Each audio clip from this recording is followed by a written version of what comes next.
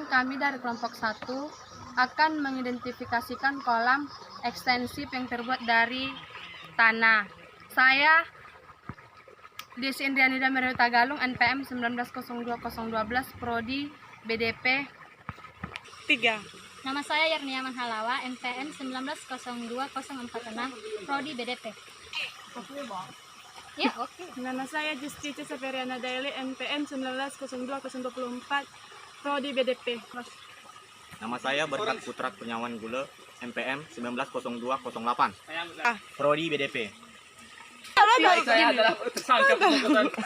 Nama saya Jeremy Manurung, NPM 1902-023, Prodi BDP. Bersamaan dengan pembajakan tanah, angkat lumpur hitam yang biasanya tersisa di dasar kolam.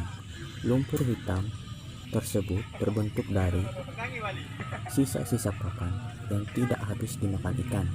Lumpur hitam biasanya menimbulkan aroma busuk dan mengandung gas beracun seperti hidrogen sulfida atau H2S, nitrit, NO2, dan amoniak NH3.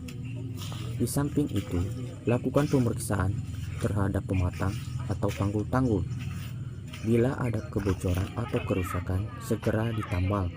Bersihkan juga dasar kolam dari kerikil dan sampah-sampah anorganik.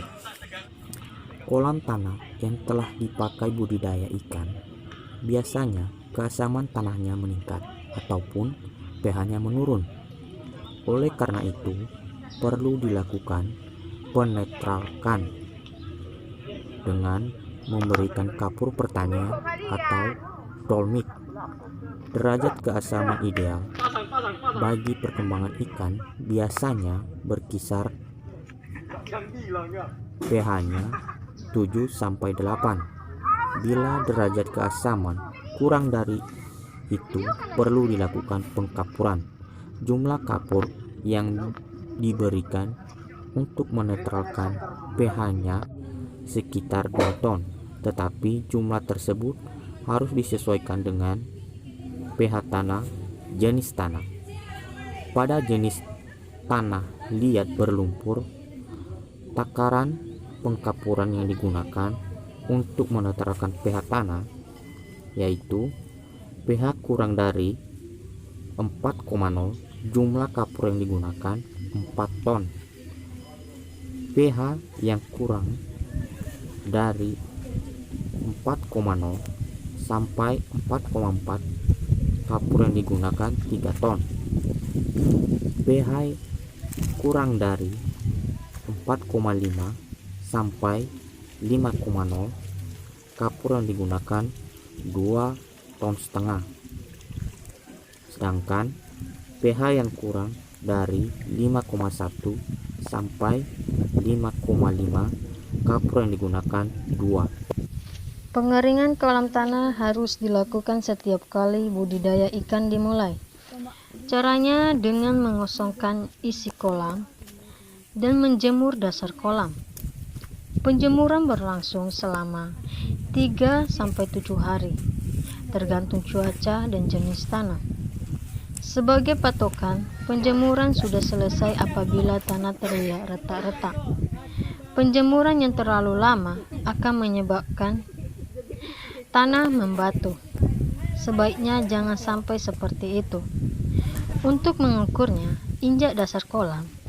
Bila telapak kaki kita hanya meninggalkan jejak sedalam kurang lebih 1 cm, pengeringan sudah dianggap cukup selesai. Bila jejak yang ditinggalkan masih dalam, penjemuran belum maksimal. Pengeringan dasar kolam tanah dilakukan untuk memutuskan siklus hidup hama dan penyakit yang mungkin ada pada periode budidaya sebelumnya. Sebagai besar mikroorganisme patogen akan mati dan sinar matahari kekeringan. Selain itu, penjemuran juga membantu menghilangkan gas-gas beracun yang terangkap di dasar kolam. Kelebihan kolam tanah dibanding kolam tembok. Kolam terpal atau akuarium adalah kekayaan hayatinya. Karena tanah yang menjadi dasar kolam merupakan tempat tumbuh dan berkembangnya berbagai organisme yang menunjang kehidupan ikan. Organisme tersebut bisa bermanfaat juga sebagai pakan alami bagi ikan.